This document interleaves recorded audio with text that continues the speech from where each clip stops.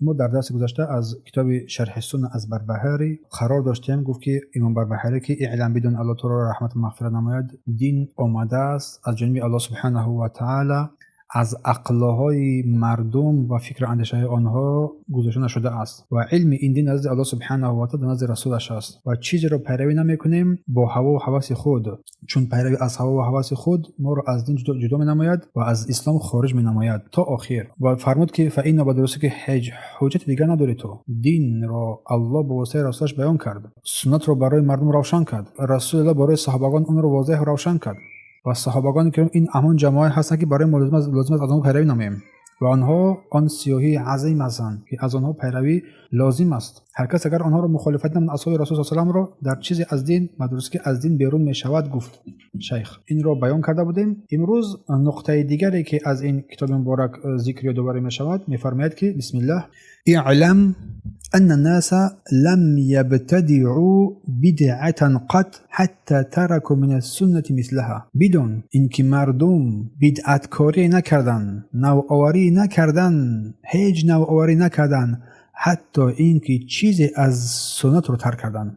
واحذر محرمات من الامور، میفرماید بر حذر باش از آن چیزهایی که حرام هستند در این امرها در دین. فإن كل محدثة بدعة، بدرستی که هر نوآوری بدعت است و کل بدعت ضلاله و هر بدعت گمراهی است و الضلاله و اهلها فی النار و ضلالت و اهل آن در آتش است. این است سخن شیخ بربهاری رحمت الله علیه. این یک حکمت عظیم است، یک حکمت عظیم که روایت شده است از سلف، اینکه مردم پیدا نکردن بدعتی را مگر گم کردن مثل همان سنت را، چون هیچگاه سنت با بدعت جمع نمی شود مگر یکی از آنها باید از این دایره بیرون شود. انسان نمی شود که هم مبتدی شود هم بدعتکار و هم سنی شود، مبتدی و هم سنی شود، یا که مبتدی بدعتکار می شود یا که سنی پیروی سنت می شود، با همدیگر جمع نمی شوند. البته یکی از آنها باید از همدیگر جدا باشد. پس این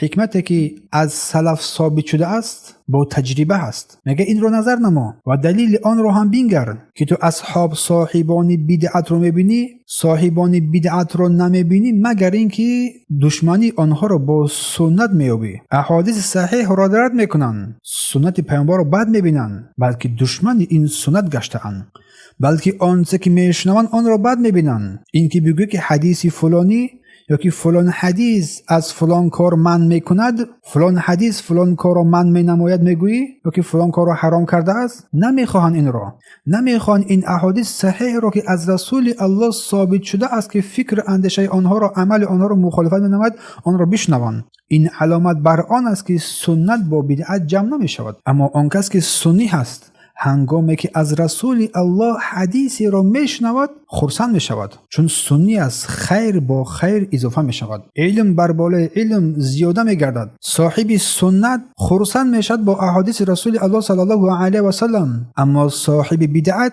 متنفر میشود از احادیث رسول الله صلی الله علیه و سلم. این یک چیز واضح است برای شخصی سنی و مبتدی، چون مبتدی می جنگن بر ضد سنت، چون سنت قضاوت میکند و از بین میبرد آن چیزی که از بدعت آنها در آن قرار دارند و سنت ما را دور میسازد از بدعت. هنگامی که بدعت در قلب انسان جایگیر شد محبت سنت را ریشه‌کن میکند. برای این فرمود که واحذر المحرمات من الامور، از امرهای محرم بر حذر باش، از امرهای محرم بر حذر باش، چون چیزهای حرام در آنها هیچ خیری نیست. از بزرگترین محرمات که در آن خیری نیست این شرک است و کفر است. هیچ اندک خیر در آنها نیست، بلکه شرهای بزرگ و عظیم در آنها هفته است. سپس بدعت و گناه و معصیت ها، چون الله سبحانه و تعالی هیچ چیزی را حرام نمیگرداند مگر اینکه در آن خیر است. الله هیچ چیزی را حرام نمیگرداند، حرام نمیسازد مگر اینکه در آن یگام خیری هست. و هیچ چیز را الله حرام نمی کند مگر که در آن شر هم هست. اگر که در چیزی، در کار خیر و شر جمع شد، در یک عمل، در یک کاری که تو آن را انجام دادنی است خیر و شر جمع شد، اگر شر آن زیاد باشد یا که برابر باشد آن را ترک میکنی، از آن دوری میجویی. اگر خیر آن با بیشتر باشد پس آن را میگیری و شر آن را ترک میکنی. و مغرور نمیشوی با آن شر اندکی که در آن است با آن خیر زیادی که در آن قرار دارد. و فرمود که فإن كل محدثة بدعه، بدرستی که هر نوپیدایی بدعت است و کل بدعت ضلاله و هر بدعت گمراهی است. و این نص است از حدیث عریاض ابن ساریه رضی الله عنه. حدیث عریاض ابن ساریه میفرماید که وعظنا رسول الله صلی الله علیه و سلم، پیامبر برای ما یک موعظه ای کرد. وجلت منها القلوب، قلب ها در جلوه افتاد. و ذرفت منها العیون، چشم ها در گریه افتاد. فقلنا یا رسول الله، گفتیم ای رسول الله، فکأنها موعظه مودع اوصنا، گویا این که موعظه آخران است، بر ما وصیت نما. قال اوصیکم بتقوى الله، پیامبر گفت من شما را با تقوای الهی وصیت میکنم. و سمع و طاعه، و شنیدن، گوش کردن و اطاعت کردن. و این تعمر علیکم عبد، اگر یک برده برای شما هم حکم فرما شد او را گوش و اطاعت نمایید. و در دیگر روایت عبد حبشیون، یک بنده سیاه پوستی اگر شما را هم حکمران شد به بالای شمایان او را گوش و فرمانبرداری نمایید. فانه من یعیش منکم فسیرى اختلافا کثیرا، بدرستی کسی از شما زندگانی میکند اختلاف شدید و زیاد را میبیند. فعلیکم بسنتی، با سنت من چنگ بزنید و سنت خلفای راشدین چنگ بزنید هدایت یافته من بعد من، و تمسک به، بر آن تمسک بجوید بقپید. و عضوا علیه بالنواجذ، با دندانهای کرسی خود باز بدارید. و ایاکم و محدثات الامور، از کارهای نوپیدا و بدعت پرهیزگاری نمایید. گفتند و ایاک کلمه تحذیر است، بر حذر باشید. و در دیگر روایت گفتند کل بدعت ضلاله، تمام نوعهای بدعت گمراهی است. تمام نوعهای بدعت گمراهی است گفتند. استثنا نکردن. بدعت حسنه میگه بعضی از مردم شوندگی باشید، خیلی میشنوید. بدعت خوب میگویان. نگه سخن پیامبر رو برای ما بسنده است که تمام نوعهای بدعت کل از لفظهای عموم است، همه نمود. هر نوع پیدایی بدعت است. مراد از نوع پیدا هر چه که در دین پیدا می شود. هر چه که در دین پیدا شد پس وای بدعت است، وای حرام است. این حدیث رسول الله رد بر آن کسانی هست که میگویند بدعت دو قسم است، بدعت حسنه است و بدعت سیئه است، بد است. این غلط است، چون بدعت در دین همش رسول الله گفتن گمراهی است. این نص رسول الله است، دیگر هیچ کسی حق تغییر آن را ندارد.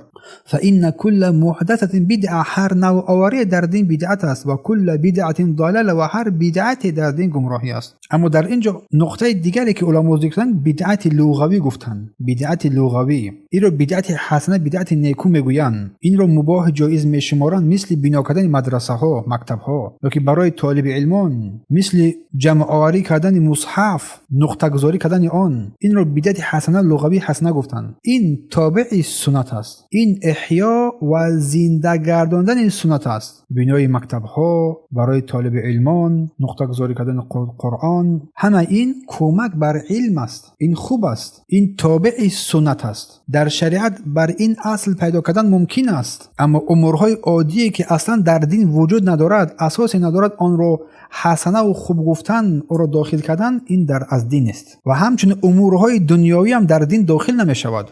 پس مثال میبرن که ماشین نمیدونم کیمچی هرچی مثال میارن، میکروفون دیگر چیزا، اینا اصلا بر دین داخل نمی شوند. پس چه فرمود؟ و الضلالت و اهلها فی النار، و ضلالت و اهل آن در آتش است. چون یک در حدیث اومده است کل ضلالت فی النار، گفتن هر گمراهی در آتش است. چون یک در حدیث اومده است حدیث افتراق، جدایی، سیفترق هذه امه، گفتن این امت جدا می شود، تقسیم می شود على 73 فرقه، بر 73 گروه، كلها فی النار، گفتن همش در آتش است الا واحده، مگر یکی از آن. این بیانگر آن است که بدعت همش در آتش است با درجاتی که دارن. بعضی از آنها بدعت های کفری هستند که در آتش ابدی میمونن، بعضی از آنها بدعت های معصیت غیر کفری هستند که در آتش موقتی میمونن. به هر حال همه بدعت در آتش است. از بزرگترین گناهان کبیره است. از بزرگترین گناهان کبیره است بدعت. سپس می‌فرماید که واحذر صغار المحدثات من الامور، بر حذر باش از حادثه های خرد که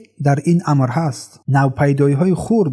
فإن صغار البدع تعود حتى تصير كبارا، بدرستی که بدعت های خرد آیسته آیسته بزرگ می شوند. و از امام ذهبی در سیر اعلام النبلاء این رو خوب شمردن این سخن را. فإن صغار البدع، بدعت های خرد اندک که مردم آن را اهمیت نمیدهد، تعود حتى تصير كبارا، آیسته آیسته بر بزرگ تبدیل می‌یابند. و كذلك كل بدعة احدثت في هذه امه، همچنین هر بدعتی که در این امت پیدا کرده شد کان اولها صغیرا، اول آن خرد بود، یشبه الحق، به حق مانند بود. بدعت های خردک میده که بر حق مانند بود، مانندی میکرد. واختر بذلك من دخل فيها، کسی که در آن داخل شد مغرور شد، چون بر حق مانند بود. از این سخن ما پیگیری می‌نماییم که مردمان هستند که به سوی گویا اینکه به سوی حق دعوت می‌نمایند، به حق نزدیک هستند که در حق نیستند. انسان‌ها در آن داخل میشن، سپس گمراه میشن. سپس چی فرمود؟ فاختر بذلك من دخل فی، کسی داخل آن شد، آن بدعت‌های خرد که به حق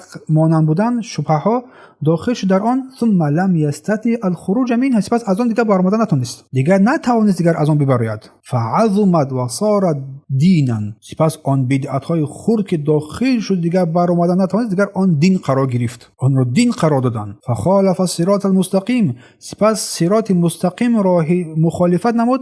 فخرج من الاسلام، سپس از اسلام بیرون شد. اهل باطل رو مشاهده میکنیم، از حاجیا و از ایشانا و از مولاها، و گویان که با خود همین کسا امروز گفته ایستاده است. چی فرمود؟ قول مؤلف: وحذر صغار المحدثات من الامور، بر حذر باش از نوپیدایی های خرد که در این امور هستند. یعنی در چیزی از امرهای بدعت سهلگاری نکن، اگر خرد هم باشد، چون وی آیسته آیسته بزرگ می شود، سپس بر وی چیز دیگری باز هم اضافه می شود. این از فسادی های بدعت همین است. اگر باب بدعت کشوده شود زیاد می شود، پس در آن نگاه سهلگاری نکن، نگوی که این بدعت خرد است، این ضرر نمی رساند. بدعت اگر چند خرد باشد مثل آتش است، مثل یک انگیش سنگ است، مثل یک سنگ است، آیسته آیسته کلان می شود. حتی خرج همه سوزاند، نه که آیسته آیسته. برای می فرمایند که و معظم النار من مستصغر الشرر، معظم بیشتری از اهل نار آن کسانی هستند که بدی ها را کوچک می شمارند. پس در این بی‌پروایی نکن، بلکه بابی در این بدعت ها را بی‌پروایی نکردن محکم نما، چگونه که رسول الله برای ما پند دادن و گفتن و ایاکم و محدثات الامور، بر حذر باشه، تحذیر کنندن از نوپیدایی هایی که در این امر دین می شود. تمام نوهای بدعت خرد و بزرگش مطلقاً، چی خرد و چی بزرگ باشد، هیچ چیز را رسول الله در اینجا استثناء نکرد، عام بیان کرد، تمام نوهای بدعت را گفت. و شر الامور محدثاتها، بدترین امرها این نوپیدایی های آن است. سپس مؤلف میگوید که و كذلك كل بدعه احدثت في هذه امه، همچنین هر بدعتی که در این امت پیدا کرده شد کان اولها صغیرا، اول آن خرد بود، یشبه الحق، به حق مانند بود. واغتر بذلك من دخل فيها، آن کس که داخل این بدعت های داخل شد که به حق مانند بود مغرور شد. ثم لم یستطع خروج منها، سپس از آن دیگر برآمدن نتوانست. فتنه اولی که پیدا می شود بر این امت سبب تساهلی، بی‌پروایی با اهل فساد است. حتی اینکه در روی زمین چنان دیگر فساد شد که دیگر از آن برآمدن نتوانستند، دیگر راه فرار پیدا نشد.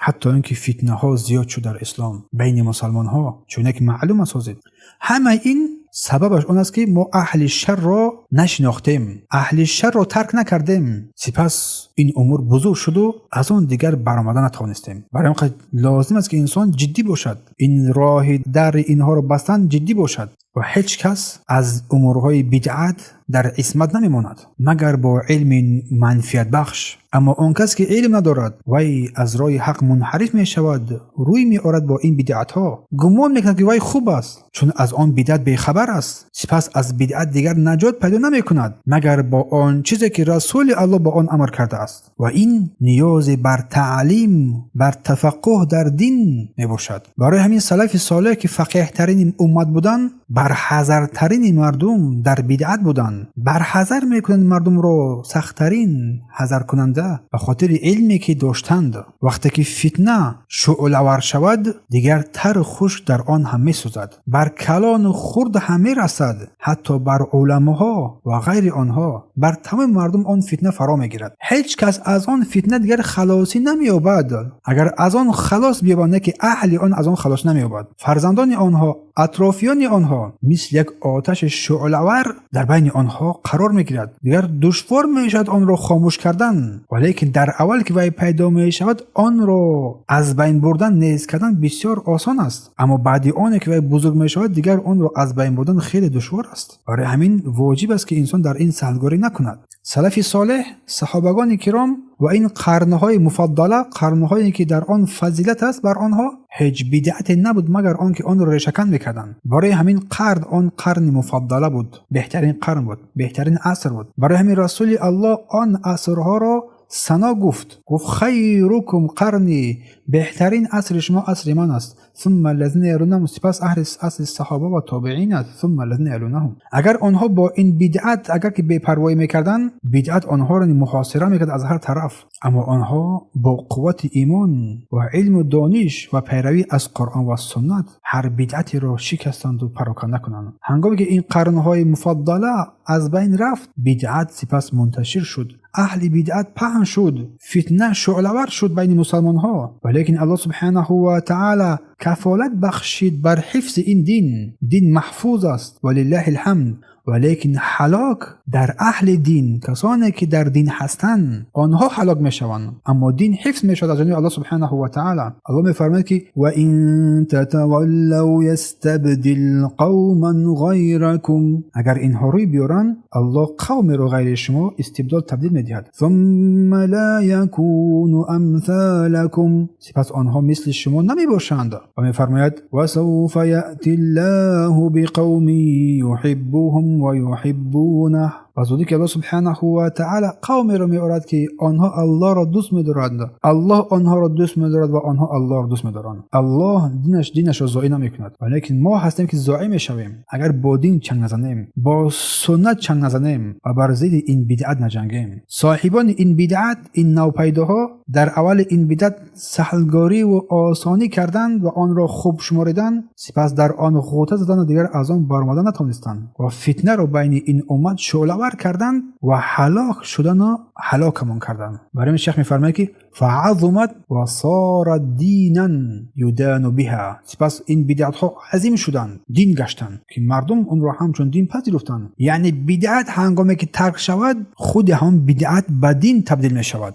قول مؤلف گفتش که ما احدث الناس بدعتا، مردم هیچ بدعت رو پیدا نکردند الا رفع مثلها، مگر که مثل همان سنت رو برداشتند. حتی اینکه در بین مردم ان همون بدعت مثل دین می شود، سنت دیگر از بین می رود. همون بدعت مثل دین می شود، مردم از آن بدعت که هست که گمراهی است مثل دین پیروی می‌نمایند، آن را دین می‌شمارند. معنای آن نیست که همه امت در همین گمراهی گرفتار شوند، بلکه مردمانی هستند و بیشتری از مردم که در این گمراه شدند. هنگامی که بدعت را شنیدی، ردش نکردی، بدعت را شنیدی، آن را منتشر کردی، احادیث غیر صحیح را منتشر کردی، سخن را بدون تحقیق در بین مردم پهن کردی، پس سبب گمراهی مردم گشتی، در حالی که نفهمیدی و گمراه شدی و گمراه کردی. اما این معنای آن نیست که دین از بین می رود، بلکه دین را دیگر مردمی هست که الله آنها را برگزیده از آن را منتشر میکنه و پهن مینمایند. ولیکن وای بر حال تو که تو این بدعت را در بین مردم را قوی کردی، گمراه شدی و گمراه کردی. بلکه آمده است در احادیث ذکر شده است که زمان آخر، در آخر زمان مردم سنت را بدعت میکنند، بدعت را سنت، حتی اینکه تغییر میدی همه را، میگن دین تغییر یافته است. هنگامی که تو آن بدعت را تغییر میدهی، این کار میکنی، بر تو میگن که تو دین رو انکار کردی. تا آن درجه را این بدعت ها بر دین تبدیل میشوند، چون در بعضی از دلالات ها الکی این کار شده است، دور نمیرویم. سپس در آخر میگه و قوله فخالف الصراط مستقیم، پس صراط مستقیم را مخالفت نمود، فخرج عن الاسلام، پس از اسلام بیرون شد. یعنی صاحب بدعتکار، حتی که تمام دینش بدعت می شود، پس از اسلام بیرون می گردد، چون چیزی از سنت بر او نمی ماند دیگر، همه کارش بدعت است و بدعت. و در اینجا توقف میکنیم، بسنده است ان شاء الله. سبحانك اللهم وبحمدك اشهد ان لا اله الا انت استغفرك و اتوب الیک. سپس شیخ میگه که انظر فانظر، نظر کن رحمك الله، الله تو رو رحم نماید، کل من سمعت کلامه، و هر کس که تو سخن وی را شنیدی از اهل زمانت خاصتا نگه، فلا عجله نکن، سراسیمگی نکن و چیزی در چیزی از آن داخل نشو، حتی تسأل، حتی بپرسی، سوال نمایی، نظر نمایی آیا کسی از اصحاب رسول الله با این سخن کردن یا نه، یا که یکی از علما سخن گفتن یا نه، سپس آن را بگیری بدون سراسیمگی. گشتر میده سپس برای ما که تو چیزی از امور دین از مردم قبول نکن، نپذیر، مگر اینکه تو آن را ببینی که آیا اصحاب رسول الله گفتن، علمای دین آن را بیان کردن، سپس بر آن نظر نمایی، سپس آن را بگیری. این رو ان شاء الله که درس دیگه برای شما ذکر دوباره خواهم کرد. بارک الله فیکم.